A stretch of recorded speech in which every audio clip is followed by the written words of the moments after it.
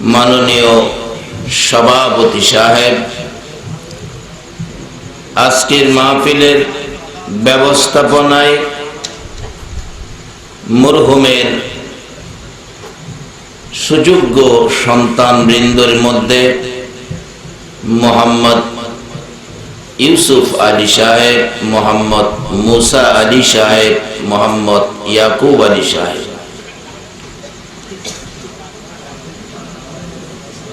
আজকের এই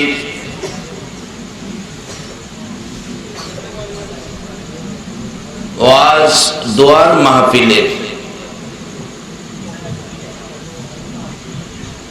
সম্মানিত গণ্যমান্য ব্যক্তিবর্গ, উপস্থিত আছেন বাবার বয়সের মুরব্বিয়ানে আযম, দিনদার ইমানদার যুবক ভাইরা, পর্দার আড়ালের মা ও বোনেরা, সকলের প্রতি আমার সালাম। আসসালামু আলাইকুম ওয়া রাহমাতুল্লাহ। আল্লাহ বলেন, শোনো, আমার বান্দার ডাক শুনে আমি যে কত খুশি।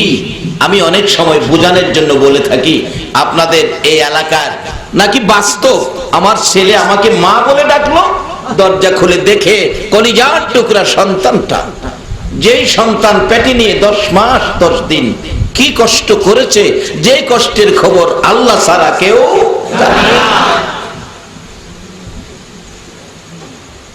মা দরজাটা খুলে দেখে আমার কলিজার টুকরা সন্তান আমাকে মা বলে ডাক দিল। মা দেখবেন জিজ্ঞেস করবে, বাবা তুমি? ও মা, তুমি আমারে মা কইছো? হ মা, 25 বছর তোমার মা কই নাই, অপরাধ করেছি, অন্যায় করেছি, মা গো তোমার 2টা পাও দাও, তোমার পায়ে ধরে আমি ক্ষমা চাবো।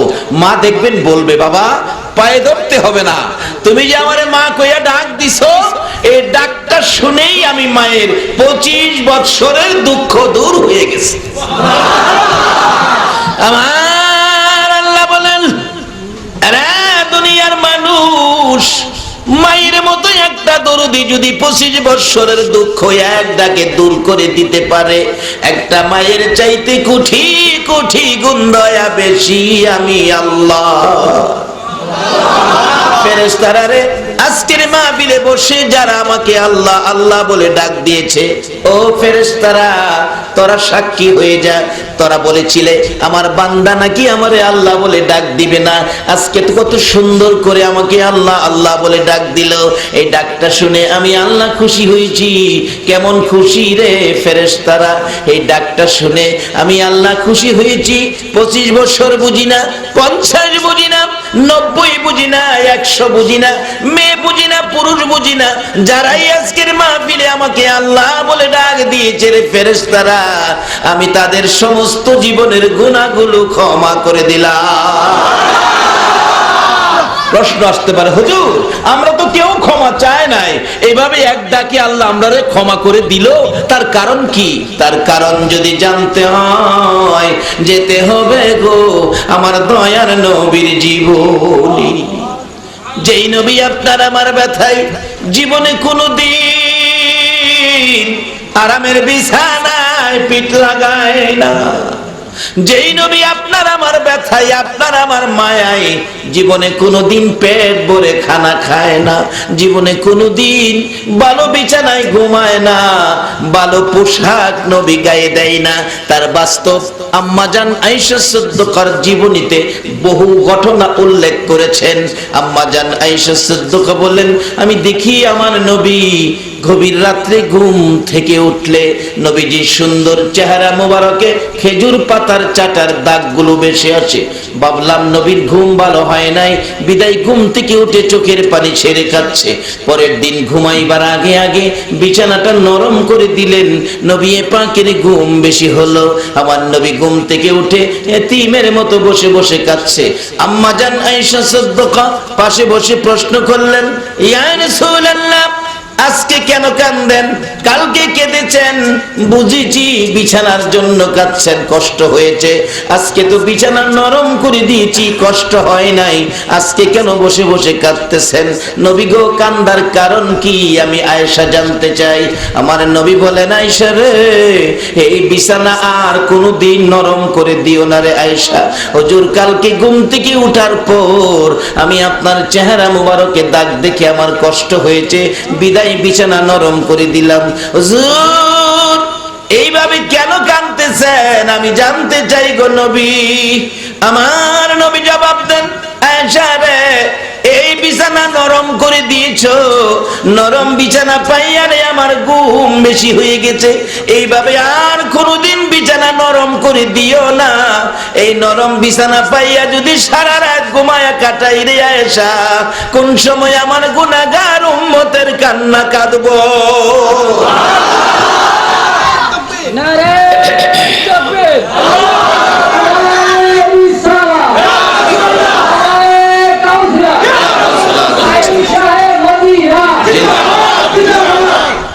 মাশাআল্লাহ, সবাই বলুন জিন্দাবাদ, জিন্দাবাদ নবীর সেনা, জিন্দাবাদ, জিন্দাবাদ, জিন্দাবাদ নবীর সেনা, জিন্দাবাদ।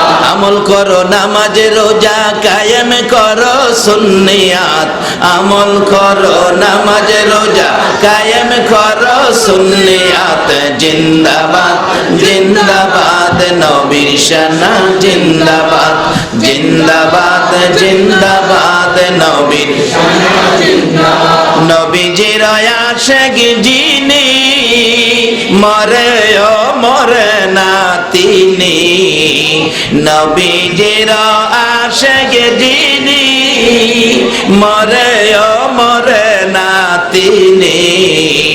কাফন পরে ঘুমিয়াছে গাউসুল আজম বগদাদ, কাফন পরে ঘুমিয়াছে গাউসুল আজম বগদাদ।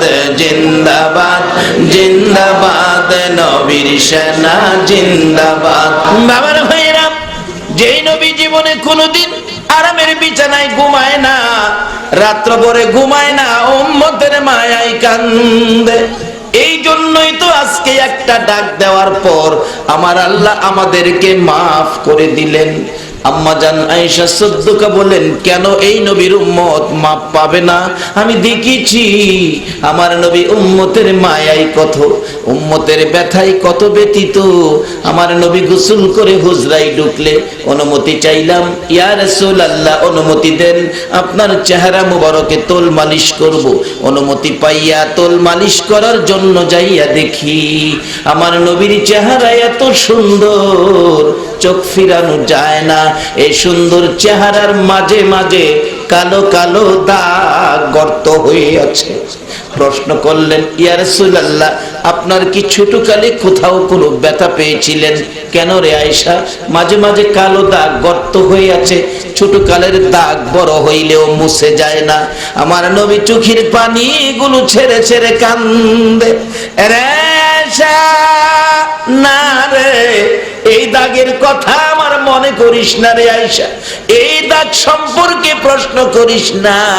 এটা ছোটকালের ব্যথার দাগ নয়, এই দাগগুলো হলো রে তাইবের জমিনের যুবকদের পাথরের আঘাতের দাগ।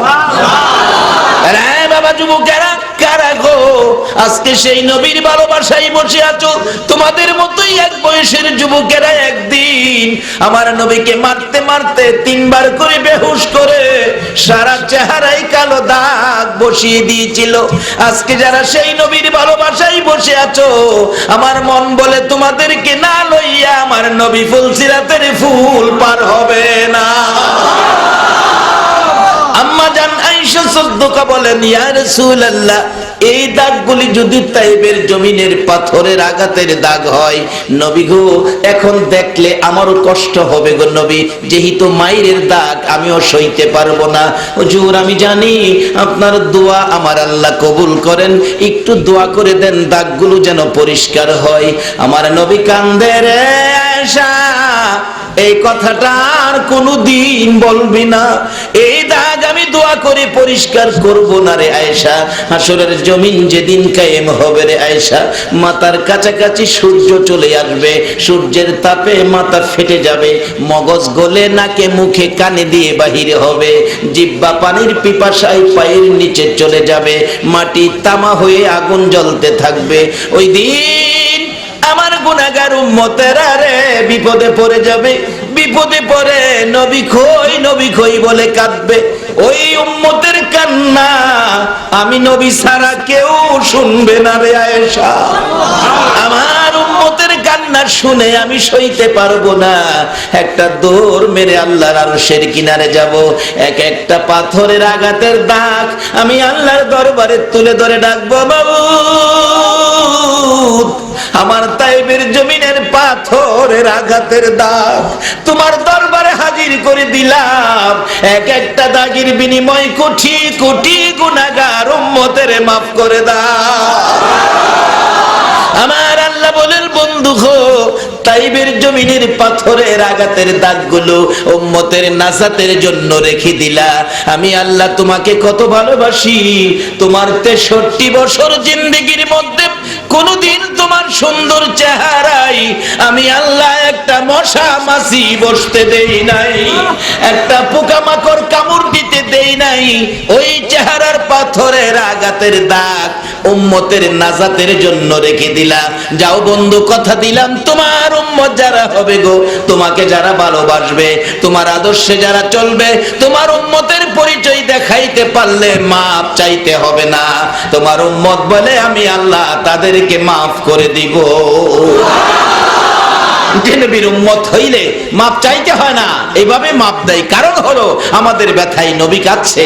আজকে সে নবীর উম্মত হতে আপনারা কি রাজি আছেন? আল্লাহ বলছে, তোমরা মাইনা নাও, আমি তোমরা দুর্বল করে বানাইছি, কারণ আমার সাথে কোলাইতে পারবে না, তোমরা দুর্বল। যেমন প্যান্ডেলরা কালকে বাইঙ্গে লেবু দিকে দুর্বল করে বানাইছে, আমরাও ময়রা জামু দিকে আল্লাহ আমরা কি কইরা বানাইছে লন জিগাই। প্যান্ডেল তো বাঁশের খুঁটি দিয়া বানাইছে দুর্বল করে, কালকা বাইঙ্গে লেবু দিকা। আল্লাহ যে বললো আমরা দুর্বল করে বানাইছে ময়রা জামু দিকা, আমরা কি দিয়া দুর্বল করে বানাইছে লন জিগাই। অন্য নবীর উম্মতেরা আবার জিগাইবার সাহস পাইতো না, কারণ কোন কোন জিনিস জিগাইলে আল্লাহ ধমক মারত। এই নবীর উম্মতের ধমক টমক দেয় না। সুবহানাল্লাহ বলো। আর যদি নবীর উম্মতের কিছু ভুল ত্রুটি হয়ও আল্লাহ আমরারে ধমক না দিয়া নবীরে ডাইকা কয়, কলিয়া ইবাদিয়াল্লাযিনা আসরাফু, নবীজিরে ডাইকা কয় কলিয়া ইবাদিয়াল্লাযিনা আসরাফু আলা আনফুসিহিম। আল্লাহু আকবার বলো। লা তাকুনাতু মির রাহমাতিল্লাহ ইন্নাল্লাহা ইয়াগফিরুয যুনুবা জামিআ ইন্নাহু হুয়াল গাফুরুর রহিম। আমরার দমক দেয় না, নবীরে ডাকে কয়, নবী গো আমার বান্দারা গুনাহ করছে, আমারে ভয় পাইতাছে, আপনি নবী কইয়া দেন। আল্লাহ নিজে কয় না, নবীরে দিয়া কয়, নবী গো আপনি নবী বইলা দেন, তারা গুনাহ করলে করছে, গুনাহ লইয়া যেন আমার রহমত থেকে দূরে সরে না যায়। গুনাহগাররে ডাহে আল্লাহর রহমতের আশায় থাকতেন। আর অন্য নবীর উম্মত গুনাহ করলে সঙ্গে সঙ্গে আযাব গজব দিয়া শেষ করে দেয়। আর আমরা আখিরি নবীর উম্মত বিধায় আমরা ডাহে গুনাহ লইয়া আল্লাহর রহমতের আশায় থাকতাম, রহমত থেকে দূরে সরে না যাইতাম। যদি রহমতের আশায় থাকি, আল্লাহ কি বলছে, ইন্নাল্লাহা ইয়াগফিরুয যুনুবা জামিআ, সব গুনাহ জমায়া, ইন্নাহু হুয়াল গাফুরুর রহিম, আমি মাফ কইরা দেই। নবীর সাথে ফাইসালা কইরা লাইছে 1400 বছর আগে আমরা যে মাফ করে দিই। যে নবীর উম্মত হইলে 1400 বছর আগে মাফের ফাইসালা হয়, এ নবীর উম্মত হইতে আপনারা কি রাজি আছেন? লন না জিগাই, আল্লাহ আমরা কিদ্দা বানাইছেন দুর্বল কইরা, প্যান্ডেল তো বাঁশের ফালাদা বানাইছে, আমরা দুর্বল কইরা কি দিয়া বানাইছেন? আরো 90 রাকাত নফল নামাজের বাজেট হয়ে গেল আপনাদের। আল্লাহ ঘোষণা দিয়েছে কোরআন শরীফ, ইন্না খলাকনাল ইনসানা মিন নুতফা। কোরআন শরীফ আল্লাহ বলছে এমন এক জিনিসটা বানাইছি বান্দা বাহাদুরি করিস না, অহংকার করিস না, তাকাব্বুরি করিস না, বড় দুর্বল জিনিস দিয়ে তোরে বানাইছি। ইন্না খলাকনাল ইনসানা মিন নুতফা। তাই তুমি মেনে নাও তুমি যে মরে যাইবা, তাইলে আমরা কি মানলাম মরতে যে হবে? কিন্তু মরতে যে হবে, মরার পরে যাইবেন কোন ঠিকানা? ঠিকানাটার নাম বলুন তো, সবাই বলুন। এই যে কবরে যে যাবেন, কবরের অবস্থা কেমন কেউ কি খবর নিছেন? আজকে বিদেশ গেলে খবর নেই, মা একদিকে খবর নেই, বাবা আরেকদিকে খবর নেই, বড় ভাই আরেকদিকে যায় খবর নেই। আমার ভাইটা দুবাই যাবে, এলাকাটা কেমন, পরিবেশ কেমন, বেতন কেমন, খাবার দাবার কেমন, সুখ সুবিধা আছে কিনা, এত খবর নিলেন। অথচ ভাইটারে পাঠাইলেন, সুবিধা না হয় 6 মাস পরে আবার ফিরা আইসা পড়তে পারবে, তারপরেও এত খোঁজ খবর নিলেন। যেই কবরে গেলে আর জীবনে আসা যায় না, এই কবরে যাওয়ার আগে তো একদিন কেউ খবর নিলেন না কবরটা কেমন। আগেকার মুরব্বীরা এই কবরের চিন্তায় পড়লে রাত্রে ঘুমাইছে না, বাড়িঘরের দিকে তাকায়া কাঁদছে। কি বলে? মিছামিছি কাটাইলাম জিন্দেগি, বলুন, মিছামিছি কাটাইলাম জিন্দেগি, চোখে দেখা হারাইলাম বন্দেগি। হাইরে চোখে দেখা হারাইলাম বন্দেগি। কার বাবারি কার বাগর কার বা কি কার বাবারি কার বাগর কার বা কি অন্ধকার কবরে হবে বসতি। হাইরে অন্ধকার কবরে হবে বসতি। কোন কবরে বসতি হবে? অন্ধকার। কোন কবরে বসতি হবে? বড় বড় বাড়িতে শুয়াও মুরব্বীরা কাঁদতেন এই চিন্তায়, অন্ধকার কবরের বসতি। আমরা প্রত্যেকে একদিন অন্ধকার কবরের বসতি হইতে হবে কিনা বলুন? কিন্তু কবরটা যে কি অবস্থা, কত বিপদ, এই খবর তো আমরা কেউ নিলাম না। রাসূল বলেছে এক একটা কবরে 99টা করে সাপ থাকবে। কয়টা সাপ? কে বলেছে? নবীজির কথা কি সত্য? ও নবীর আশিক, নবীর একটা ওয়াজ বাড়িতে নাও, 99টা সাপ। এমন কবরে যদি কারো মা বাবা থাকে, মা বাবার জন্য দুয়ার মাহফিল করা সন্তানের দরকার আছে কিনা? এই সন্তান একটাই পাইলাম আপনাদের আজিম পাড়া ঈসানগরে। কেমন বাবা কেমন মা এই সন্তান জন্ম দিলেন, মা বাবাকে ভুলে নাই, বাবাকে কবরে রেখে এত বড় দুয়ার মাহফিলের আয়োজন করেছে। কত টাকা খরচ মা বাবার উদ্দেশ্যে খরচ করেন, তার বাস্তব কি হবে? একজন আল্লাহর ওলির জীবনী। আল্লাহর ওলি কবরের পাশে দিয়া, কবরস্থানের পাশে দিয়া রাস্তা হাইটা যাইতেছে, এমন সময় দেখে এই পাশে কবরের পাশে, রাস্তার পাশে কবর, একটা লোকের কবর, আযাব, ভীষণ আযাব হইতেছে। আল্লাহর ওলি অন্তরের চোখে দেখে লোকটার কষ্ট, উনি আফসোস করতেছেন, বাবারে তোমার কি কোনো সন্তানাদি নাই? দুনিয়ার থেকে তোমার জন্য কিছু দোয়া খায়ের করবে, সব রেসানি পাঠাবে। ওই লোকটা বললেন, হুজুর আমার কেউ নাই, আমার আগেই সব মৃত্যুবরণ করেছে, ছোট্ট একটা বাচ্চা মেয়ে আমি রেখে আসছি, আর কেউ নাই। মেয়েটা কোথায়? বললো কার বাড়িতে জানি কাজ করে খায়, বাচ্চা ছোট, কিছুই ছিল না। হুজুর তালাশ করে মেয়েটারে বাহির করলেন, মেয়েটা পুকুরে গোসল করতেছে। বললেন, মাগো তোমার বাবার কবরে ভীষণ আযাব, তোমার বাবার কষ্ট সহ্য করা যায় না, মেয়েরা সাধারণত বাবার লাগে মায়া একটু বেশি। মেয়েটা কাঁদতেছে, হুজুর আমি কি করব আমার বাবার জন্য? বাবা কিছু ক্ষয় খরচ করো, কিছু দোয়া খায়ের ব্যবস্থা করাও। মেয়েটা কাঁদতেছে, হুজুর 10টা পায়ও নাই, আমি কি করব বাবার জন্য, আমি যে গরিব। অবশেষে বাবার কষ্ট সহ্য করতে না পেরে কিতাব লেখে ডাকতেছে, হুজুর আল্লাহওয়ালা মনে হয়, আল্লাহর ওলি মনে হয়, আপনি একটু কাছে আসেন, আমি তো গোসল করতেছি, এই পুকুরের পানির কাছে আসেন, আমার কিছুই নাই খরচ করার মতো, আমি পুকুরের পানি খরচ করে আপনার পায়ের ধুলিবালিগুলো পরিষ্কার করে দেই, আপনি দোয়া করেন আল্লাহ যেন আমার বাবার কবরের আযাব পরিষ্কার করে দেয়। আল্লাহ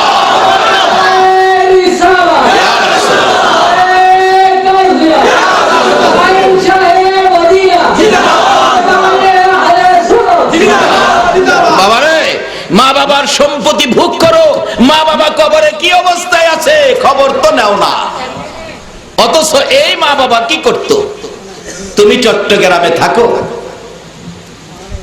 সপ্তাহে সপ্তাহে বাড়িতে আসো, রাত্রে 10টা হলে গ্রামের বাড়িতে তুমি এখনো আসতেছো না, তোমার বাবা বাস স্ট্যান্ড যায় দাঁড়াইয়া থাকতো। অন্ধকার রাত হারিকেন নিয়ে যাইতো বুড়া বাবা, একটা বাস স্ট্যান্ডে লাগলে বাবা পাগল পাগল সন্তানের জন্য বাসের গেটে যায় দাঁড়াইয়া থাকতো। মানুষ নামলেই তাকাইয়া থাকে এতিমের মতো। কত মানুষ নামলো, আদুরের ছেলেটা নামলো না, বাবার চোখে জর্জর করে পানি পড়তেছে। কাঁদতে কাঁদতে বাড়িতে গেল, যায়া দেখে আরেকটা ব্যক্তি রাত্র 12টা বাইজা গেছে, দরজাটা খুইলা এতিমের মতো কাঁদতেছে। বলুন এই মানুষটাকে, আওয়াজ করে বলুন। এই মা বাবার জন্য কিছু করা আমাদের দরকার আছে না? যে মা বাবার সম্পত্তির উপর আজকে আমরা সম্পত্তিওয়ালা, ওই রকম মা বাবাকে কবরে শোয়ায়া যদি আপনারা স্মরণ না করেন, তাহলে বিপদ আপদ আসবে। মা বাবা কবর থেকে রুহানি ভাবে আপনাকে ধিক্কার দিতে থাকবে। কি বলে কিতাব বলে, তোতাওয়াঙ্গার গারসুদি আজ মালে মা, তোতাওয়াঙ্গার গারসুদি আজ মালে মা, তো চারাগা ফেলসুদি আজ হালে মা। কিরে বাবা, আমার সম্পত্তি পায়া সম্পত্তিওয়ালা হইছো, বাড়িওয়ালা হইছো, জমিওয়ালা হইছো, ঘরওয়ালা হইছো, আজকে আমি মা বাবারে কবরে শুয়ায়া কেমনে বুইলা গেলা, আমার ব্যাপারে কেমনে তুমি গাফিল হইলা? আমরা তো তোমরারে বলতে পারি নাই। কিতাবে দেখি এক বাবা কবরের পাশে দা হাইটা যাইতেছে, বাবার কবরের পাশে দা সন্তান হাইটা যাইতেছে, কিন্তু বাবা যে কবরে একটু দোয়াও করলো না, হাইটা চলে গেছে। পিছন থেকে বাবা ডাকতেছে রুহানি ভাবে, ও আদরের ছেলে, আমি বাবা মাথার ঘাম পাতায় ফালাইয়া রোজগার করে তোমাকে লালন পালন করেছিলাম, আজকে আমার কবরের পাশে দিয়ে চলে গেলে একটা ফাতিহা পড়েও দোয়া করে গেলে না। আরে তুই সন্তান যদি কবরও থাকতি, আমি বাবা কি তোর কবরের পাশে দিয়ে হাইটা যাইতে পারতাম না? এই চুপ চুপ। কোন বাবা কি সন্তানের কবরের পাশে দা যাইতে, সন্তানের জন্য কিছু না করে যাইতে কি পারতো?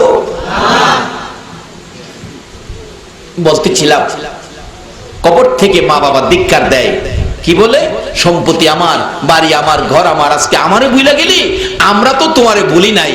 কাজেই মা বাবার জন্য কিছু করা আমাদের দরকার। করলে কি হয় সেটা বাস্তব বলতেছিলাম। অলির জীবনী, উনি বলেন, বাচ্চা মেয়েটা আমার পায়ের দুলিবালি, পুকুরের পানি কিছুই তো নাই, পুকুরের পানি খরচ করে আমার পায়ের দুলি সরাইয়া বাচ্চাটা কাঁদতেছে আর বলতেছে, হুজুর আমি আপনার পায়ের দুলি সরাইছি, আল্লাহরে বইলেন আল্লাহ যেন আমার বাবার কবরের আযাব সরায়।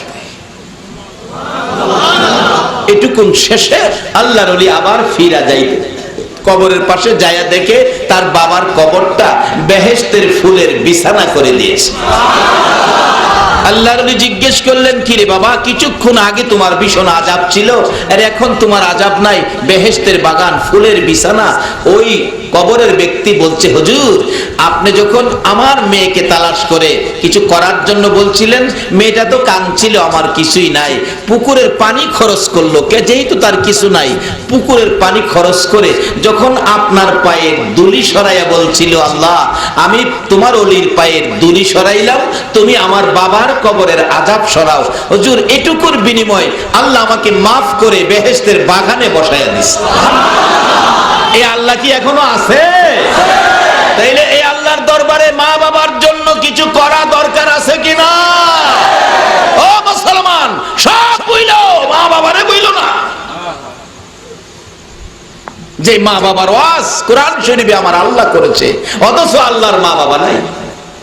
আমার নবী করেছে, অথচ নবী মা বাবার ব্যাপারে কত দুঃখের দুঃখী, জীবনে কোনোদিন একদিন বাবা কইয়া নবী ডাকতে পারে না।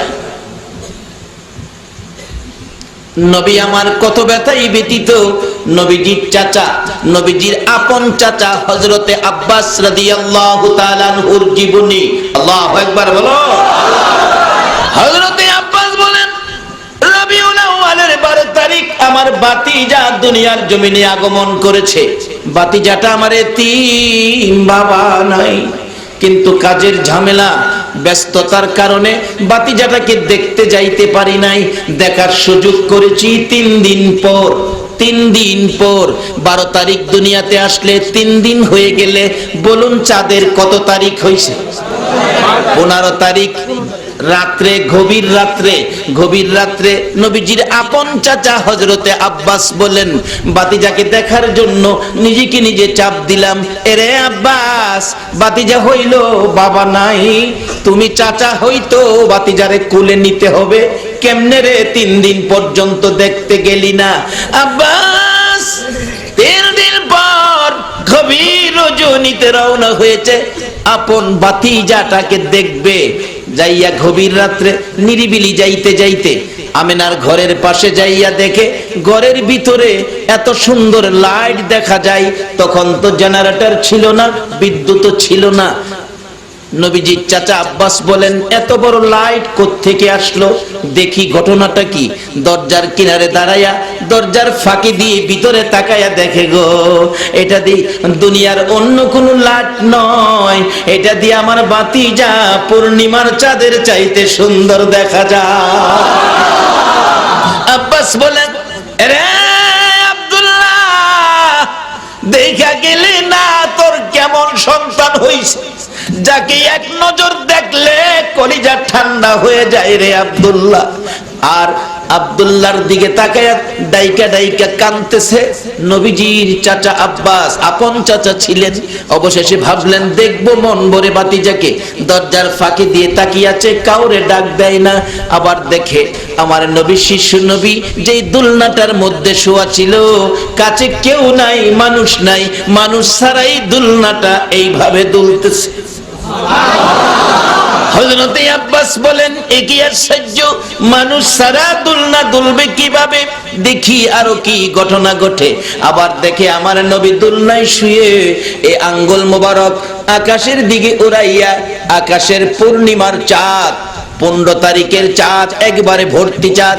আমার নবী আঙ্গুল ইশারা করে চাঁদটা যেদিকে নিতে চাই, নবীজির আঙ্গুল মুবারক যেদিকে যায় আকাশের চাঁদ সেদিকে যায়।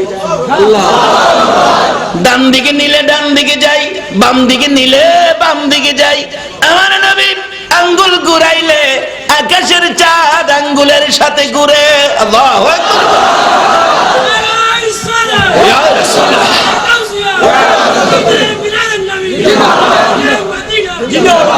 এই নবীর আদর্শ মানা, নবীর কথা মানা, বলুন আমাদের দরকার আছে কিনা? বাবারে, বিশ্বকাপের পাগল নয়, বিশ্বকাপের সমস্ত প্লেয়ারের পাগল যদি হও, বলো হাসরের ময়দানে আমার আল্লাহ নাজাত দিবে কিনা? দিবে? তারা যেমন দিবে কইল, সমস্ত বিশ্বকাপের প্লেয়ারের ফটো যদি কাফনের কাপড়ে কইরা লইয়া কবরও যান, আল্লাহ মাপ দিব? আর এই নবীর ভালোবাসা লইয়া কবরও গেলে রাত্রে গুনগুনায়া ঘুম ভাঙলে গাইবেন কি গান? রাত্রে গাইবেন, ইয়া মুহাম্মদ পিয়ারা নবী এসো নিরালা ইয়া মুহাম্মদ পিয়ারা নবী তোমার দিদারে মনের গুচিবে জ্বালা হায় রে তোমার নবী তোমার দিদারে মনের গুচিবে জ্বালা হায় রে তোমার দিদারে মনের গুচিবে জ্বালা ইয়া মুহাম্মদ পিয়ারা নবী এসো নিরালা ইয়া মুহাম্মদ পিয়ারা নবী এসো নিরালা